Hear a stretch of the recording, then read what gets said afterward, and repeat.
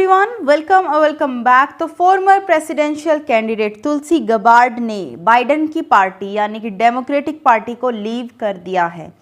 ये बाइडेन के लिए एक और बड़ा झटका है। आपको ऑलरेडी पता है यूरोप में बाइडेन के अगेंस्ट प्रोटेस्ट हो रहे हैं।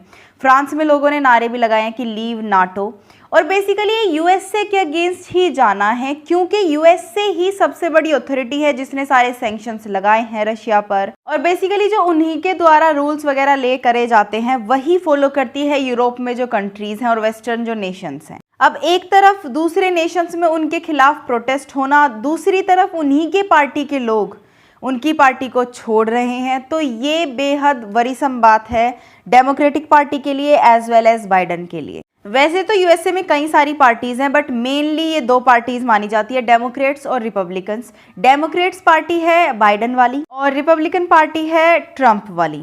डेमोक्रेट्स का जो मानना है, जो बिलीफ है, वो ये है कि उनका एक्टिव रोल होना चाहिए सोसाइटी में, ताकि वो सोसाइटी को ग्रो होने में, उनके गोल्स को अचीव करने में हेल्प कर सके और उनकी क्वालिटी ऑफ लाइफ को हाई कर सके और इक्वालिटी लेके आ सके सोसाइटी में।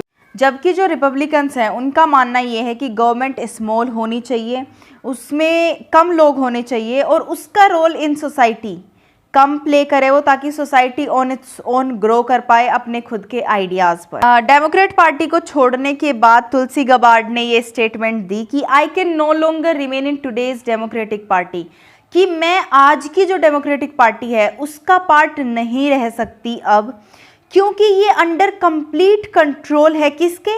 Elitist cabal of warmongers. ये बहुत ही स्ट्रॉन्ग स्टेटमेंट दिया है इन्होंने बाइडेन और उनकी पार्टी के खिलाफ। इसका सिंपल वर्ड्स में ये मतलब है कि एक ग्रुप ऑफ पीपल है जो एलीट पीपल है, वे बाकी लोगों को चाहते भी नहीं है कि उनके ग्रुप में आए, और वो जो एलीट लोगों का ग्रुप है वो वॉर मोंगर्स हैं, यानी कि वो वॉर करवाना चाहते हैं बिटवीन डिफरेंट नेशंस। तुलसी गबार्ड ने पार्टी को एक्यूज करते हुए ये भी बोला कि ये लोग एंटी वाइट रेसिज्म को फैलाते हैं, इंसाइट करते हैं रेसिज्म की भावना लोगों में। स्टोक का मतलब होता है इंसाइट करना, भड़काना, और ये रिलीजन के टुवर्ड्स भी बहुत ज़्यादा इंसल्टिंग है, रिलीजन और पुलिस के टुवर्ड्स। दूसरा, ये कंट्री को क्लोज ले जा रहे हैं एक न्यूक्लियर वॉर की तरफ।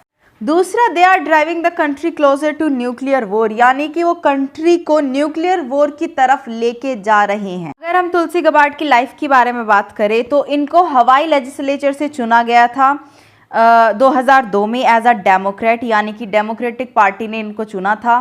तुलसी गबार्ड पहली हिंदू थी जिनको कांग्रेस में इलेक्ट करा गया था 2012 में।